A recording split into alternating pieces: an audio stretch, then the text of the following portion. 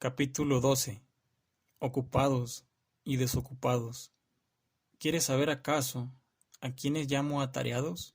No tienes por qué pensar que así me refiero solo a los que andan metidos en las oficinas hasta que los echan los perros, a los que uno ve en medio de la masa de los suyos recibir apretujones de prestigio, o en medio de los otros recibir apretujones de afrenta, a los que sus obligaciones sacan de sus casas para llamar a las puertas ajenas, o la subasta del pretor, con sus ganancias infames y destinadas un día a gangrenarse, da tarea. La holganza de algunos es atareada. En la casa de campo o en su cama, en medio de la soledad, aunque se hayan apartado de todos, se agobian a sí mismos. Su vida no se debe llamar holganza, sino ocupada desidia. Llamas tú desocupado al que restaura con ansiosa delicadeza bronces de Corinto, vueltos valiosos por la locura de unos pocos, y gasta la mayor parte de sus jornadas entre chapas enmohecidas, al que en el Ceroma, maldita sea, ni siquiera padecemos males exclusivamente romanos, se sienta a contemplar los combates de los muchachos, al que distribuye por parejas, según edades y colores, su rebaño de pringosos, al que ceba los atletas más de moda. ¿Cómo? Llamas desocupados a los que pasan muchas horas en la barbería mientras le cortan lo poco que la noche antes le haya crecido el pelo, mientras se delibera sobre cada uno de sus cabellos, mientras la melena, si está caída, se le hace regresar a su sitio, o si es escasa, se le echa de acá y allá a la fuerza sobre la frente? ¿De qué manera se enfadan si el barbero, como debe hacer cuando pela a un varón, fue un poco descuidado? ¿Cómo se ponen pálidos si se corta algo de sus crines, si algo queda fuera de su sitio, si no acaba todo con los rizos debidos? ¿Quién hay de esos que no prefiera que la república se trastorne antes que su melena, que no ande más preocupado por la elegancia de su cabeza que por su vida, que no prefiera lucir mejor peinado que dignidad?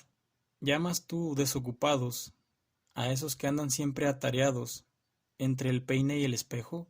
¿Qué me dices de aquellos que se afanan en componer, escuchar, aprender canciones, mientras retuercen en giros de modulación absurda la voz, cuya emisión correcta la naturaleza ha hecho que sea la mejor y más sencilla? ¿De aquellos cuyos dedos resuenan continuamente por estar midiendo algún verso para sus adentros?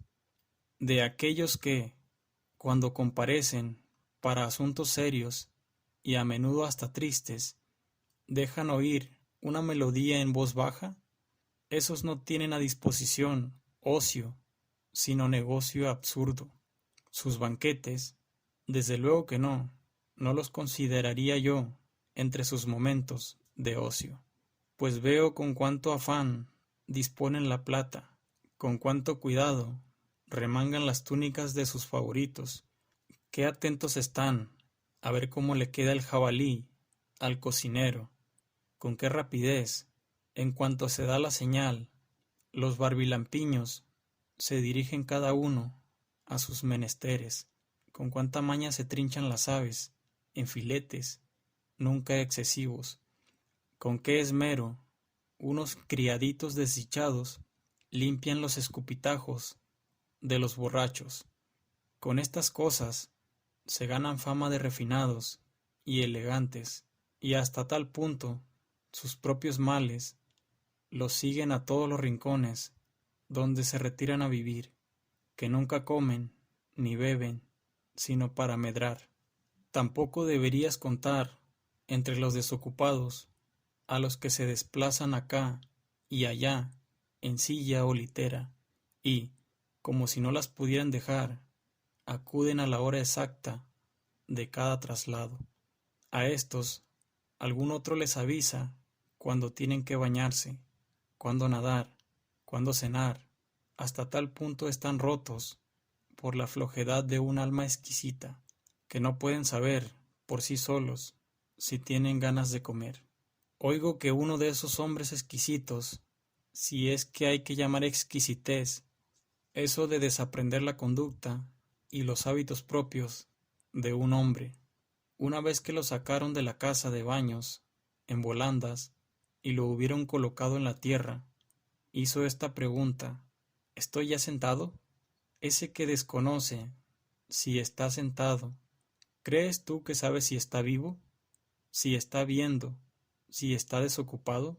No me es fácil decir cuál de las dos cosas me daría más pena, el que lo desconociera o el que simulara desconocerlo. Es verdad que experimentan el olvido de muchas cosas, pero de otras muchas no hacen más que remedarlo. Ciertos fallos a ellos les gustan, como si fueran demostraciones de riqueza. Parece que es propio de un hombre demasiado bajo y despreciable saber lo que hace.